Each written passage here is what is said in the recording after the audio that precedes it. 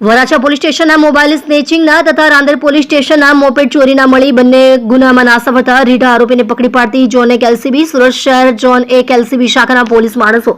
Head constable Sahdevsinh Mahipatsinh તથા head constable Karansinh Shankarsinh નાઓની સંયુક્ત બાતમી હકીકતના આધારે આરોપી નામે લક્ષ્મણ ઉર્ફે મનુ ડાયો ગણેશભાઈ યાદવ ઉંમર વર્ષ 26 ધંધો મજૂરી રહે નવનાથ સોસાયટી વિજયરાજ સર્કલની પાસે કતારગામ સુરત મૂળ વતન ગામ રામપુર બઘેજી તાલુકો બરવલી જિલ્લો ગોપાલગંજ બિહારના અને કતારગામ ખાતેથી પકડી પાડેલ છે। ગઈકાલ તારીખ 11/3/2026ના સવારના આશરે 6:45 વાગ્યાના અરસામાં ફરિયાદી શ્રી તેના ઘરેથી એકલા ચાલીને વરાછામાં આવેલ બુટ ભવાનીથી સીતાનગર બાજુ જતા જાહેર રોડ પર ચાલતા જતા હતા અને તે વખતે અચાનક 3 અજાણ્યા ઈસમો જેમાં સદર આરોપી તથા તેની સાથેના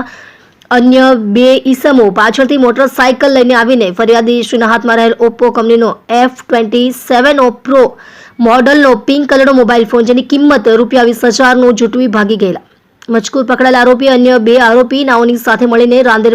પાલનપુર જકાતનાકા ઝઘડિયા ચોકડી પાસે આવેલ સોસાયટીની બહાર જાહેર રોડ ઉપર પાર્કિંગ કરેલ એક આગળ પાછળની નંબર પ્લેટ વગરની સુઝુકી કંપનીની બર્ગમેન મોપેડ